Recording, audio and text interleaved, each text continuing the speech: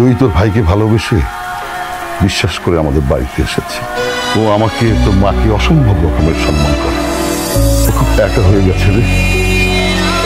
ওই বিষয়গুলি আমি আর নিতে পারছি না। তোর বাবা হিসেবে আমি একটা দায়িত্ব পালন করতে চাই। তুই আমাকে কথা দে, তুই ওকে বিয়ে করবি। কি বলছো এইসব? তোমার কি মাথা ঠিক আছে? তুমি চুপ করো, আমি ওর সাথে কথা বলছি। বাবা উনি আমার ভাইয়ের ওয়াইফ, এইটা তো কখনো চেঞ্জ হবে না। আমার মাথা থেকে এটা কখনো সরবে না, এটা ইম্পসিবল। সরি বাবা। আমি শুধু তোর কাছে জানতে চাচ্ছি তুই রাজি আছিস কিনা। আমি বললাম তো, মানে তুমি বলো না, এটা ইম্পসিবল, কখনোই সম্ভব না। তাহলে শোন, তুই যদি রাজি না হোস আমি জয়ীকে নিয়ে এই বাড়ি থেকে চলে যাব।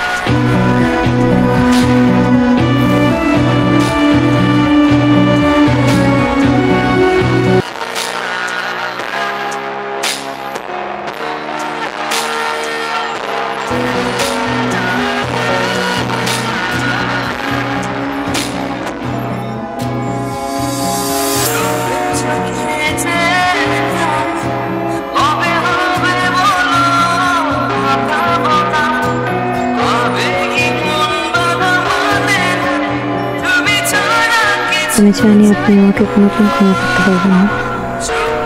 আমার কারণে আপনাকে এরকম একটা সিচুয়েশন ফেস করতে হচ্ছে। আমি এটাও জানি যে আপনি কোনোদিন আমাকে ওয়াইফ হিসেবে মেনে নিতে পারবেন না।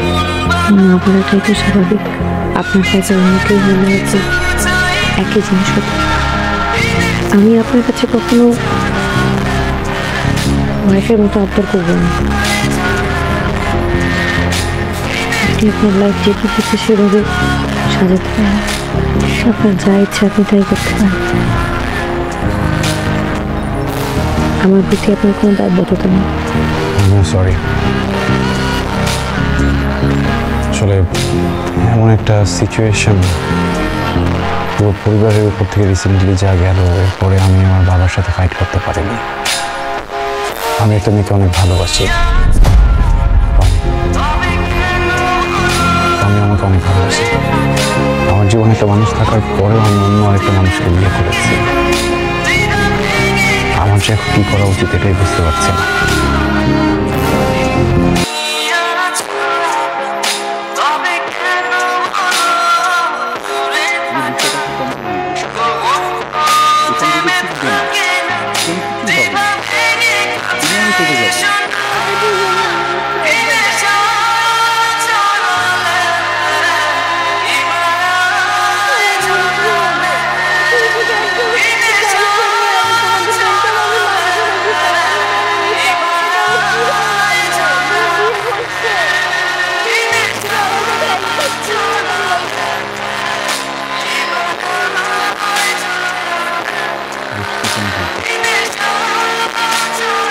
যেটা হয়েছে আমি খারাপ আমি নিজের কাছ থেকে আমি তোমাকে অনেক ভালোবাসি, ডে ওয়ান থেকে ভালোবাসি। আমি তো এখনো চেক করি না।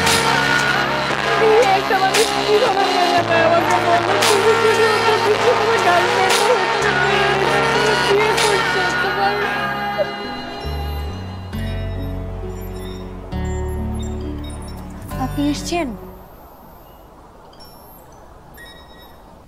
বাবা মা আপনার জন্য অপেক্ষা করতে করতে ঘুমিয়ে পড়েছে। আপনাকে অনেকবার ফোন করেছিল কিন্তু আপনাকে ফোনে পাওয়া যাচ্ছিল না। আমি আপনার জন্য ডিনার রেডি করে রেখেছি, আর আমিও খাইনি। খেয়ে আসছি বাড়িতে। Thank you.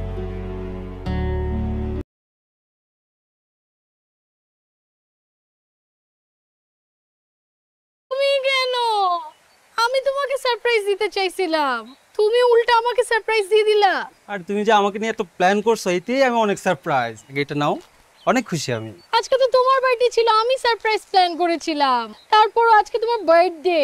আরে বার্থডে আমার অনেক আসবে, সারপ্রাইজ অনেক দিতে পারবা, কিন্তু একটা সমস্যা হয়ে গেছে। কি সমস্যা? সমস্যাটা হচ্ছে যে তুমি আর আমি একটা রিলেশনশিপে গেছি, তাই না? কিন্তু এটা তো কেউ জানে না। অ্যাট লিস্ট তোমার আর আমার ফ্রেন্ডরা তো জানতে পারে। দেখো, আমি নজর জিনিসটা অনেক বিশ্বাস করি। তুমি জানো আমি চাই না তোমার আমার সম্পর্কে কারো নজর লাগুক। তুমি দেখো আমার বাবা আর মার কত সুন্দর একটা সম্পর্ক ছিল, কার না কার নজর লেগে এত সুন্দর সম্পর্কটা আজকে আলাদা হয়ে গেল। তোর বাপ মায়ের ছাড়াছাড়ি কি নজর লাগার জন্য হয়েছিল, নাকি তোর বাপ তোর মাকে চিট করছিল বলতো? আয়ান তুমি এখানে? আমি এইখানে এটা পরে বলতেছি, যেটা জিজ্ঞেস করছি এটার উত্তর দে। এই কেউ তুই এভাবে কথা বলতেছিস কেন? একটা মেয়ের সাথে কিভাবে কথা বলো জানোস না? বের হ এখান থেকে। আয়ান আমি তোর প্রিভিয়াস ভার্সন। আমি যখন ডুবতেছিলাম তখন আমার বাচ্চানোর মতো কেউ ছিল না।